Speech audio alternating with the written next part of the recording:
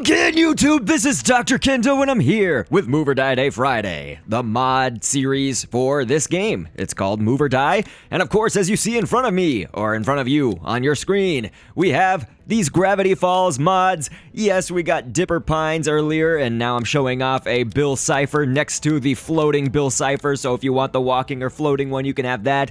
Then we've got Ford Pines right there, and Grunkle Stan, who is epic right there. Just to cycle through the characters a bit, and of course we'll play as them in just a moment, but of course you see Mabel and Soos and Wendy. Love Wendy Corduroy right there, and if there's any way to certainly make her look strange, it's put her in Move or Die with my mod style. If you're curious, you see a lot of these characters as I'm cycling through, a lot of them that have that sort of fat, short, marshmallowy shape, like a chicken nugget with arms or something, like a minion from Despicable Me. Well, that's the Move or Die characters by default that are in the game, and so I create my mods with a similar thought in mind, basically, to just make them appear sort of in the same art style, not exactly copying it, but like trying to adhere to that a little bit more. Short characters, little tiny legs, kind of large bodies, rotund bodies, maybe we should say. But anyway, we're playing Falling Blocks right now, and Bill Cipher is out, and Soos is out, and there we go. That's the victory for me playing as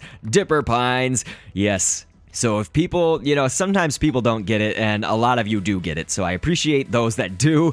It's not that hard of a concept to grasp. People ask me, why are they so fat? It's like, it's to fit the Move or Die art style. It's not necessarily that I wanted to make them fat just because. I think that my reason for doing this is rooted in logic. Again, it's like Move or Die characters are sort of marshmallow minion-y type shapes.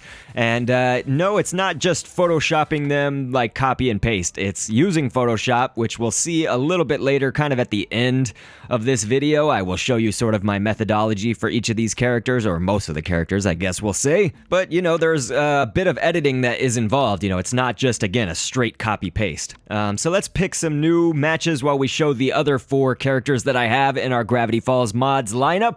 And yes, so here we go. I'm playing as Grunkle Stan, and then we also have the other Bill Cipher. This time he's standing and walking.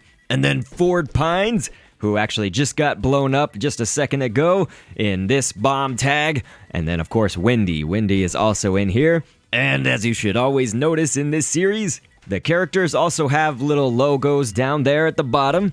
And it looks like I lost that match, but that's okay. We'll go ahead. It's another bomb tag, it looks like.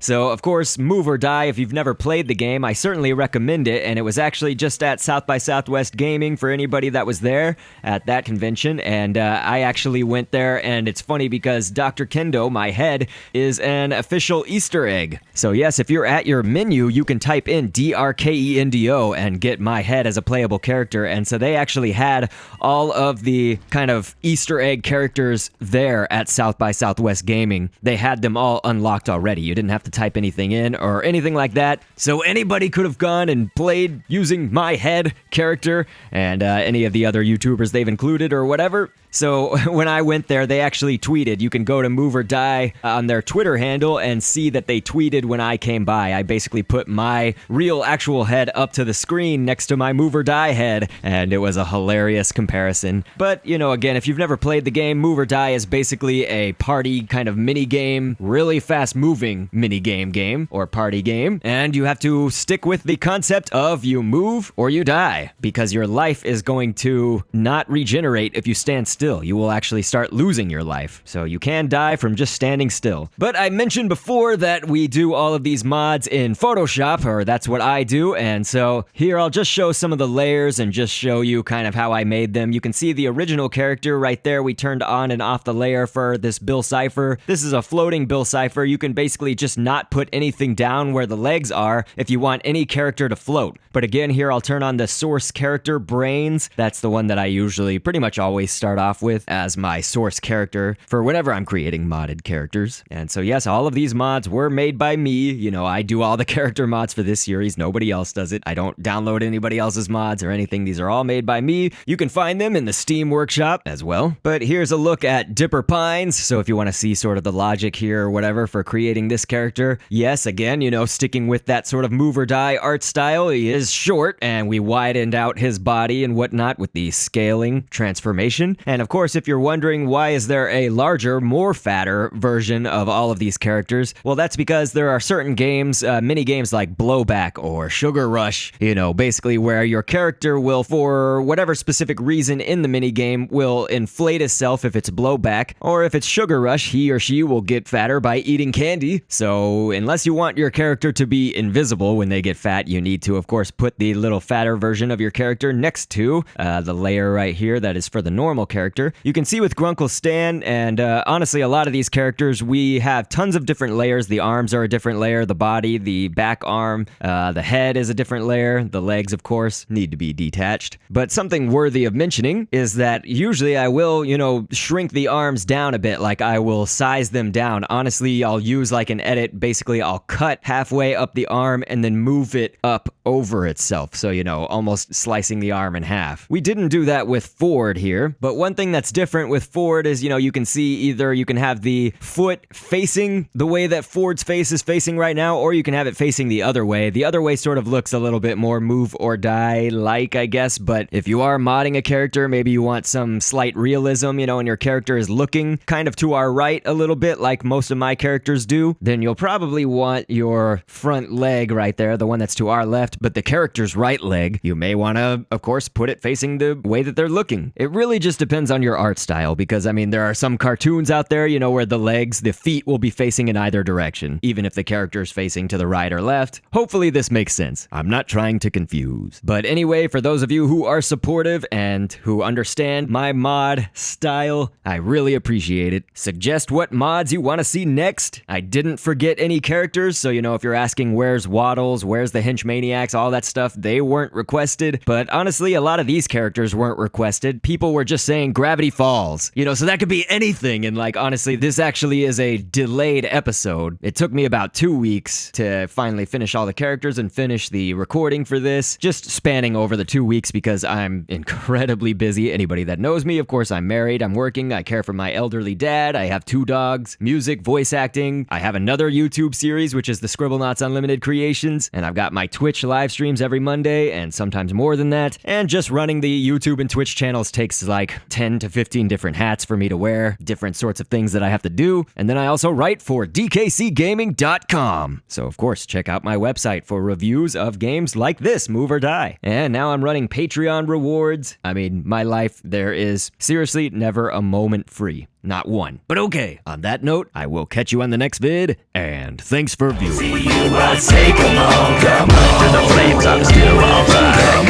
And these games I dash in sunlight.